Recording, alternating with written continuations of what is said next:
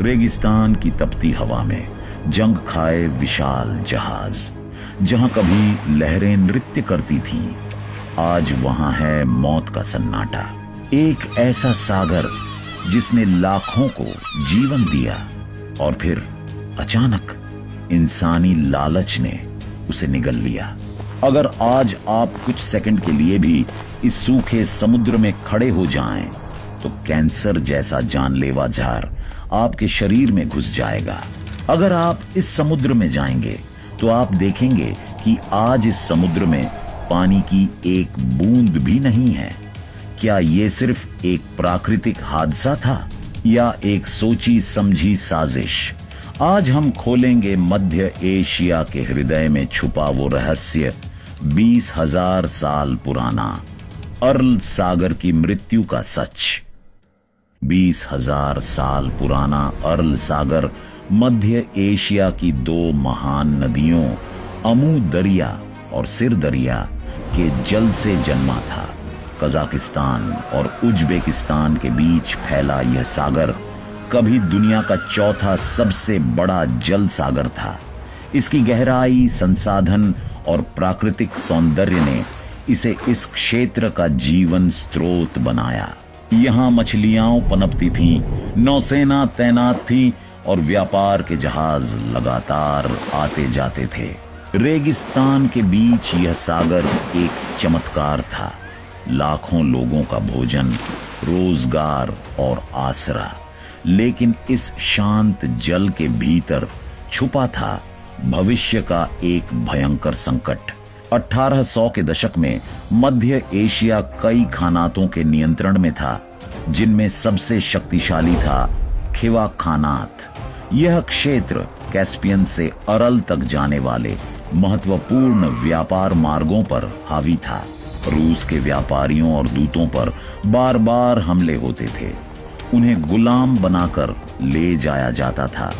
राजनीतिक और आर्थिक रूप से यह रूस के लिए एक बड़ी चुनौती बन चुका था।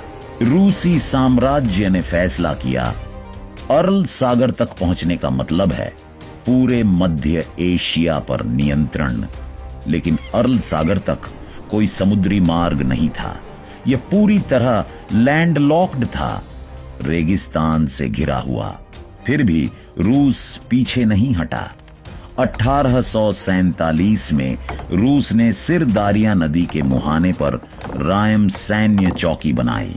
इसके बाद उन्होंने एक असंभव लगने वाला काम किया। विशाल युद्धपोतों को हिस्सों में तोड़ा गया, ऊंटों पर लादकर रेगिस्तान के रास्ते अरल तक पहुंचाया गया। रेत के तूफान, तापमान का उतार चढ़ाव और 100 किलोमीटर लंबा कठिन सफर, इन सब के बाद जहाजों को अरल किनारे पर फिर से जोड़कर पानी में उतारा गया। पहला जहाज निकोलाई, फिर मिखाइल और 1848 में सबसे बड़ा कॉन्स्टेंटाइन। ये जहाज सिर्फ लोहा नहीं थे, ये रूस की रणनीति, उसकी महत्वाकांक्षा और भविष्य की भू राजनीति का संकेत थे। यही वह क्षण था जब अरल सागर पर रूस की पकड़ की कहानी शुरू हुई। एक ऐसी पकड़ जिसने आगे चलकर एक प्राकृतिक चमत्कार को मौत के किनारे ला खड़ा किया। 1917 की क्रांति के बाद रूस में कम्युनिस्ट शासन आया और जन्म हुआ सोवियत यूनियन का। नए शासन के नेता जोसेफ स्टालिन ने देश को तेजी से औद्योगिक और कृषि महाशक्ति बनाने का विशाल सपना देखा। उसी समय वैश्विक बाजार में एक फसल की मांग तेजी से बढ़ रही थी, कॉटन, जिसे उस दौर में व्हाइट गोल्ड कहा जाता था। स्टालिन के सामने विकल्प स्पष्ट था। अगर सोवियत यूनियन के लिए धन और शक्ति चाहिए तो कपास उत्पादन बढ़ाना होगा। लेकिन समस्या थी मध्य एशिया के रेगिस्तान। यहां मिट्टी तो थी पर पानी नहीं। स्टालिन और उनके इंजीनियरों ने एक साहसिक परंतु विनाशकारी योजना बनाई। अमू दरिया और सिर दरिया जैसी विशाल नदियों का पानी मोड़कर पूरा क्षेत्र कपास के खेतों में बदल दिया जाए। यहां से शुरू हुआ इतिहास की सबसे बड़ी जल इंजीनियरिंग परियोजनाओं में से एक। सरकार ने आदेश जारी की, बांध बनाओ, नहरें खोदो, नदी की दिशा बदलो, हर कीमत पर कपास उगाओ। पूरा सोवियत तंत्र इस मिशन पर लग गया। इन्हीं निर्णयों ने अर्ल सागर के भाग्य की दिशा बदल दी। अर्ल को जीवित रखने वाली दोनों नदियां अब अपने पानी को खेतों में खोने लगी। उस समय किसी प्रशासनिक अधिकारी, किसी वैज्ञानिक, किसी किसान ने यह नहीं सोचा कि नदियों पर इस दबाव का परिणाम कैसा होगा। सोवियत नेतृत्व को सिर्फ कपास चाहिए था, किसी भी कीमत पर। अर्ल सागर की मौत का बीज यहीं बोया गया था। 1960 का दशक मध्य एशिया के लिए एक निर्णायक मोड़ था। सोवियत इंजीनियरों ने रिकॉर्ड समय में विशाल नहरों और सिंचाई परियोजनाओं का निर्माण पूरा किया। इनमें से सबसे प्रमुख थे Karakum canal, Karshi canal, Fergana canal, दर्जनों छोटे बड़े बांध और जल वितरण नेटवर्क। इन परियोजनाओं का उद्देश्य था दोनों नदियों का पानी खेतों तक पहुंचना, अर्ल सागर तक नहीं। यह वही ऐतिहासिक गलती थी जो आने वाले दशकों में दुनिया की सबसे भयावह पारिस्थितिक आपदाओं में बदल गई। 1961 से अर्ल सागर का स्तर गिरना शुरू हुआ। पहले 20 सेंटीमीटर प्रति वर्ष, फिर 50 सेंटीमीटर और 1980 तक यह गिरावट प्रति वर्ष 1 मीटर पर पहुंच गई।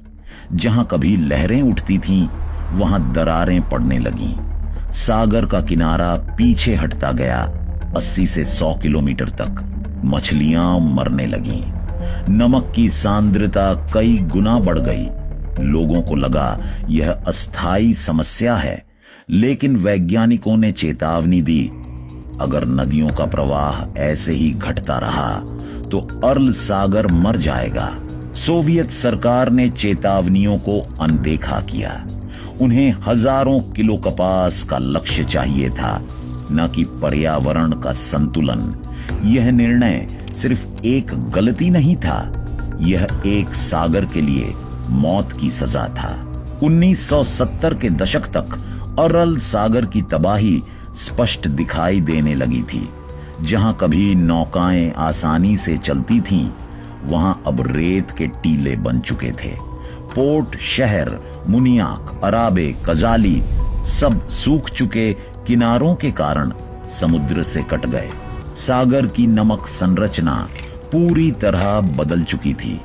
पहले प्रति लीटर पानी में 10 ग्राम नमक होता था, लेकिन जल सूखने के बाद यह बढ़कर 376 ग्राम प्रति लीटर हो गया, जो किसी भी समुद्री जीव के लिए जानलेवा है। नतीजा, हजारों टन मछली उद्योग रातों रात खत्म, कारखाने बंद, मछुआरे बेरोजगार, बंदरगाह शहर भूतिया नगर बन गए। सामाजिक त्रासदी भी गहराती गई। लोगों ने अपने बच्चों को पोषण देने के लिए कभी समृद्ध रहे समुद्री इलाकों को छोड़कर दूर दराज गांवों और शहरों का रुख किया। वैज्ञानिकों के अनुसार 1960 से 1998 के बीच अर्ल सागर 60% सिकुड़ चुका था। सड़कों पर खड़ी मछली पकड़ने वाली नावें अब रेत पर हमेशा के लिए जमी थीं। जहाजों की हड्डियां उभर आई थीं, मानो समुद्र का कंकाल रेगिस्तान में दफन हो गया हो। यह सिर्फ पर्यावरण का विनाश नहीं था, यह मानव जीवन पर सीधा प्रहार था। एक सागर जिसने हजारों साल लोगों को पाला, वही अब उनकी बर्बादी का प्रतीक बन चुका था। अर्ल सागर के सूखने के बाद पर्यावरणीय तबाही एक नए चरण में प्रवेश कर गई। जहरीली हवा का जन्म, कपास की खेती के लिए दशकों तक डीडीटी, फॉस्फेट, अमोनिया और सैकड़ों विषैले कीटनाशकों का उपयोग किया गया था। ये रसायन पहले नदियों में घुले, फिर अर्ल सागर में जमा होते गए। जब सागर सूख गया तो ये जहरीले तत्व बारीक धूल बन गए और हर हवा के झोंके के साथ लोगों की सांसों में उतरने लगे। हर बवंडर एक जहरीली गैस का बादल बनकर गांवों और शहरों पर गिरने लगता। इस प्रदूषण के परिणाम भयावह थे। श्वास रोगों में तेज वृद्धि, किडनी और लिवर फेल्योर, चर्म रोग, जन्मजात विकृतियां, कैंसर के मामलों में विस्फोटक बढ़ोतरी। डॉक्टरों के अनुसार यहां एक सांस लेने का मतलब है शरीर में जर भरना। बच्चों की मृत्यु दर बढ़ गई। महिलाओं में जटिल गर्भधारण की समस्याएं उभरने लगीं। 5 मिलियन से अधिक लोग सीधे प्रभावित हुए। धूल के तूफानों में नमक और कीटनाशक मिल जाते थे जो खेतों की उर्वरता को भी खत्म कर देते थे। इससे खेती उत्पादन 30% तक गिरा। यह पर्यावरणीय आपदा अब एक पूर्ण मानवीय संकट में बदल गई थी। अरल सागर के बीच स्थित था एक रहस्यमय द्वीप, वोजरोजदेनिया, जिसका अर्थ था पुनर्जन्म। लेकिन यह पुनर्जन्म नहीं, मृत्यु का जन्म स्थल था। 1950 से 1980 के दौरान यह द्वीप सोवियत यूनियन के सबसे गुप्त और खतरनाक प्रयोगों का केंद्र बना। यहां विकसित और परीक्षण किए गए एंथ्रैक्स, प्लेग, स्मॉल पॉक्स, ट्यूलरेमिया जैसे घातक बायोलॉजिकल हथियार हजारों जानवरों पर प्रयोग किए गए। द्वीप पर बने प्रयोगशालाएं पूरी तरह गोपनीय थीं। सैकड़ों वैज्ञानिक यहां काम करते थे, पर उनकी गतिविधियों के बारे में जनता को कुछ पता नहीं था। 1991 में सोवियत यूनियन टूट गया और यह क्षेत्र पूरी तरह छोड़ दिया गया, लेकिन खतरा वहीं बना रहा। जब अर्ल सागर सूख गया तो यह द्वीप नहीं रहा, यह जमीन के साथ जुड़ गया। अब कोई भी पैदल या वाहन से इस खतरनाक क्षेत्र में पहुंच सकता था। वैज्ञानिकों ने चेतावनी दी, यहां की मिट्टी में एंथ्रैक्स स्पोर्स आज भी सक्रिय हो सकते हैं। ये 100 साल तक जिंदा रह सकते हैं और हवा में फैल सकते हैं। स्थानीय लोगों ने बताया कि यहाँ के चूहों में प्लेग के लक्षण पाए गए। यह संभावित महामारी का संकेत था। आज यह क्षेत्र दुनिया का सबसे खतरनाक परित्यक्त बायो हथियार जोन माना जाता है। अर्ल सागर एक प्राकृतिक एयर कंडीशनर की तरह था। गर्मी में ठंडक, सर्दी में गर्माहट, उसकी विशाल जलराशि मौसम को संतुलित रखती थी। लेकिन जैसे ही यह सागर गायब हुआ, पूरे क्षेत्र का मौसम चरम रूप लेने लगा। अब गर्मी में तापमान 45 डिग्री सेल्सियस तक पहुंच जाता है, जबकि सर्दियों में यह -25 डिग्री सेल्सियस तक गिर जाता है। ऐसा तापमान पहले कभी नहीं देखा गया था।